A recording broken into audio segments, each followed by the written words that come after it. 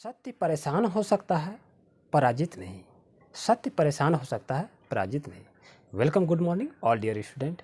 If you are new to this channel then subscribe and press the bell icon. बच्चों, आज देख रहे हैं इंग्लिश ग्रामर के टॉपिक में आज तीसरा क्लास है।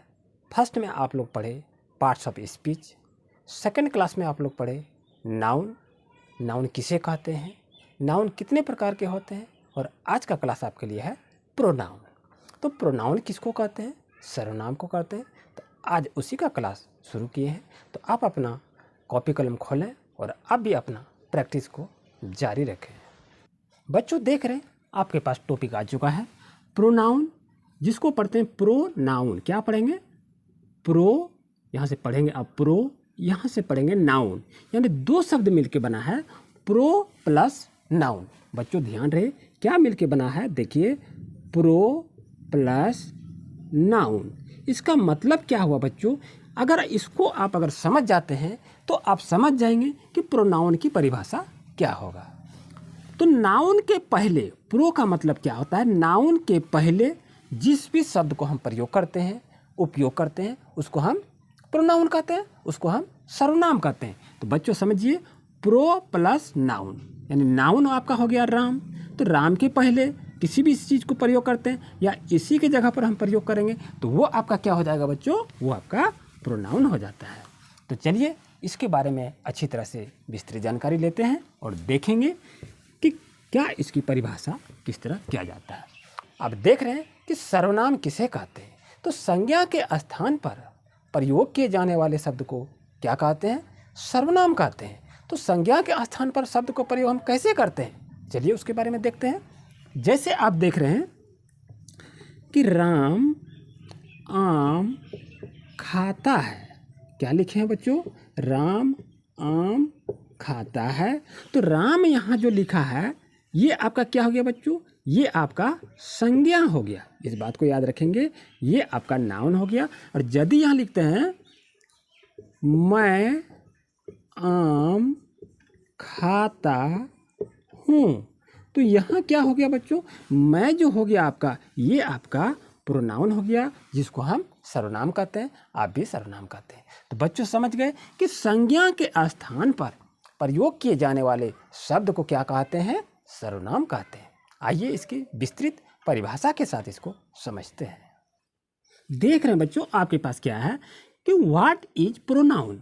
प्रोनाउन का मतलब क्या होता है? सर्वनाम होता है। आप देख रहे हैं तो व्हाट इज प्रोनाउन यदि आपको पूछा जाए तो इसका आंसर क्या लिखेंगे? इंग्लिश में आपको आंसर लिखना है। लिखेंगे a pronoun is a word used in place of a noun.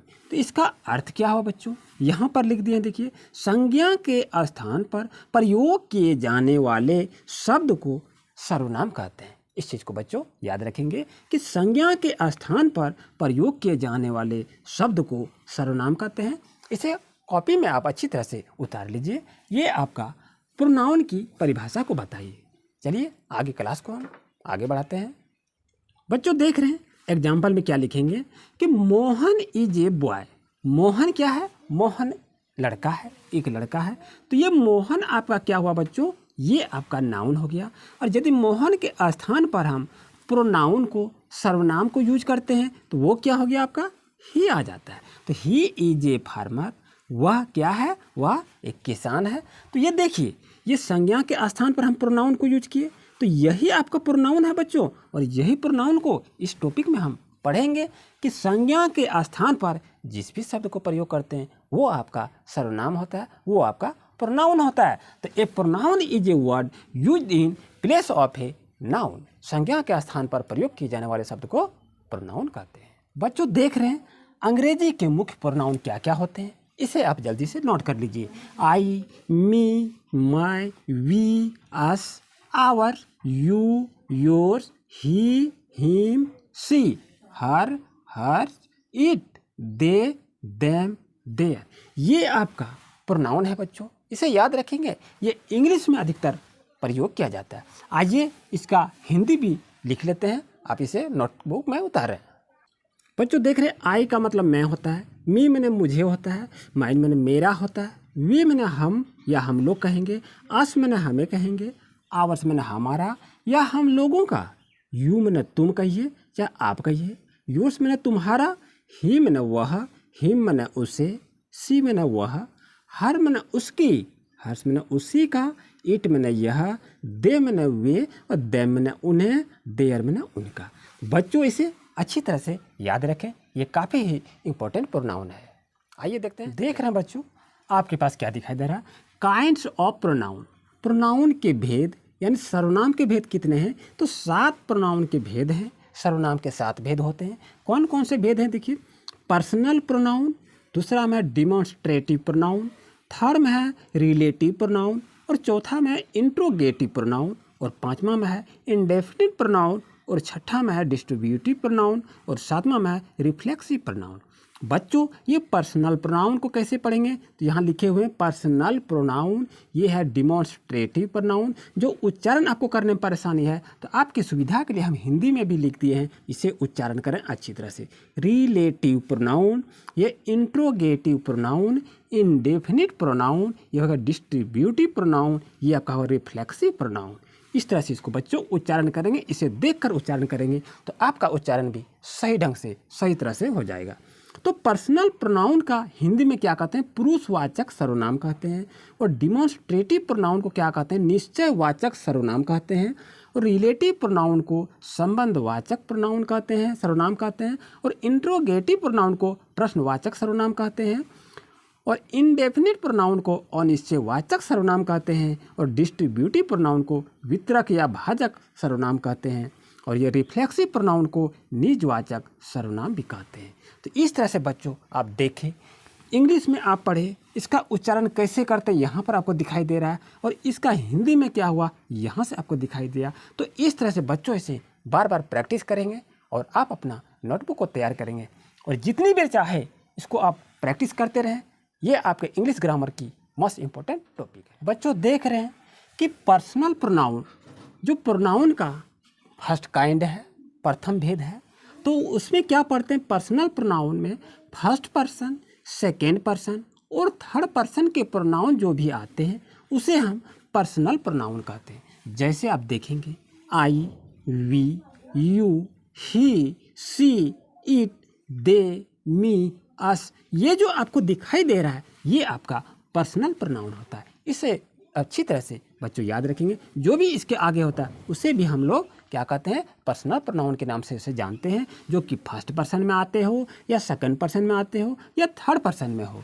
ये तीनों के ग्रुपिंग में जो शामिल होता है उसे हम क्या कहते हैं, पर्सनल प्रोनाउन कहते हैं। यहाँ देख रहे हैं बच्चों 2 नंबर का क्या है कि डिमॉन्स्ट्रेटिव प्रोनाउन।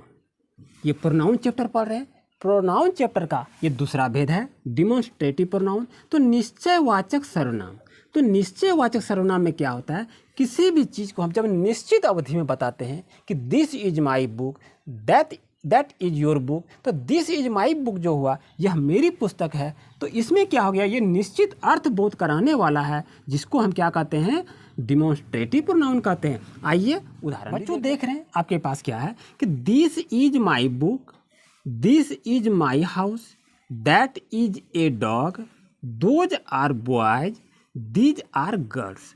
तो इसमें से हमको देखना है कि डिमॉन्स्ट्रेटिव प्रोनाउन क्या होता है, किसको कहते हैं। तो बच्चों याद रहे, ये जो आप देख रहे हैं दिस आपका है, यहाँ दिस है, यहाँ आपका दैट है, ये आपका दोज है, ये आपका दीज है। तो इसी को हम लोग क्या कहते हैं, डिमॉन्स्ट्रेटिव प्रोनाउन, निश्चयवाचक सर्वनाम कहते हैं। दिस इज माई हाउस, ये कहता निश्चित कहता है कि यह मेरा घर है। दैट इज ए डॉग, वह जो कुत्ता देख रहे हैं वह कुत्ता मेरा है, तो ये निश्चित ही कहता है ये मेरा है। दोज आर बॉय, वो सब क्या है, वो लड़के हैं, तो वो कन्फर्म कहता है, निश्चित कहता है, तो इसको हम क्या कहते हैं बच्चों, डिमॉन्स्ट्रेटिव प्रोनाउन कहते हैं। आइए थर्ड प्रयोग को देखते हैं। कभी कभी बच्चों ये भी देखने में आता है कि सो, यहाँ आप देख रहे हैं सो और सच को ये डिमॉन्स्ट्रेटिव प्रोनाउन के अंतर्गत भी आ जाता है। इस चीज़ को याद रखेंगे। ये सेंटेंस में जब प्रयोग किए जाते हैं तो ये सो और सच का भी प्रयोग करके इसे हम डिमॉन्स्ट्रेटिव प्रोनाउन के अंतर्गत इसे ला सकते हैं और इसे समझा जाता है। बच्चों देख रहे हैं 3 नंबर में क्या है कि रिलेटिव प्रोनाउन, तो संबंधवाचक सर्वनाम कहते हैं इसे। तो दो वाक्य खंडों को जोड़ने वाला तथा किसी नाउन एवं प्रोनाउन से संबंध रखने वाला को हम क्या कहते हैं, रिलेटिव प्रोनाउन कहते हैं। और चौथा नंबर आपका है कि इंट्रोगेटिव प्रोनाउन, ये प्रोनाउन पढ़ रहे हैं, प्रोनाउन का जो भेद होता है उसी भेद के बारे में हम जान रहे हैं कि आखिर वो भेद क्या कहता है। तो ये देख रहे हैं इंट्रोगेटिव प्रोनाउन, इंट्रोगेटिव प्रोनाउन को हम लोग क्या कहते हैं, प्रश्नवाचक सर्वनाम भी कहते हैं।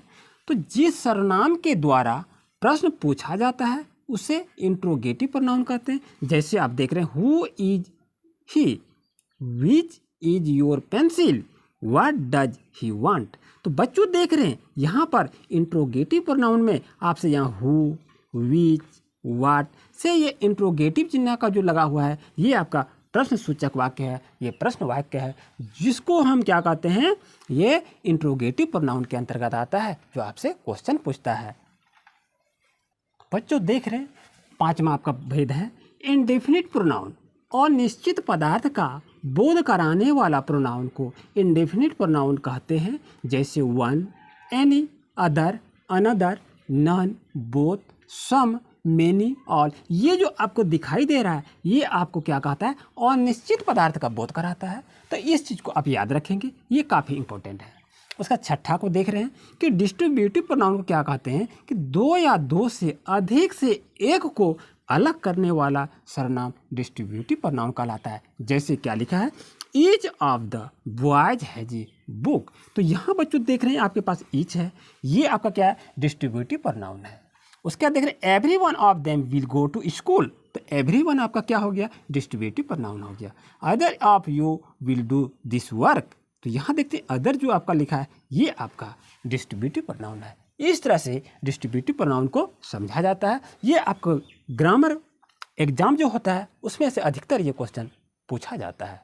उम्मीद है आपको अच्छी तरह समझ में आ गया होगा। आइए देखते हैं बच्चों, देख रहे हैं रिफ्लेक्सिव प्रोनाउन को क्या कहते हैं, क्या इससे समझेंगे कि ये रिफ्लेक्सिव प्रोनाउन है। तो स्वयं या निज का बोध कराने वाला सर्वनाम रिफ्लेक्सिव प्रोनाउन कहलाता है। यानी रिफ्लेक्सिव प्रोनाउन को कैसे समझेंगे, जो स्वयं का बोध करे, जो कि निज का बोध करे, जो अपने का बोध करे। तो कैसे, आई हिट माई सेल्फ, ये जो आप देख रहे हैं माई सेल्फ है, ये आपका रिफ्लेक्सिव प्रोनाउन है। वी वॉक्ड और सेल्फ, ये जो आप देख रहे हैं ये आपका रिफ्लेक्सिव प्रोनाउन है। द चाइल्ड सीटेड इटसेल्फ, ये जो आप देख रहे हैं ये आपका रिफ्लेक्सिव प्रोनाउन है।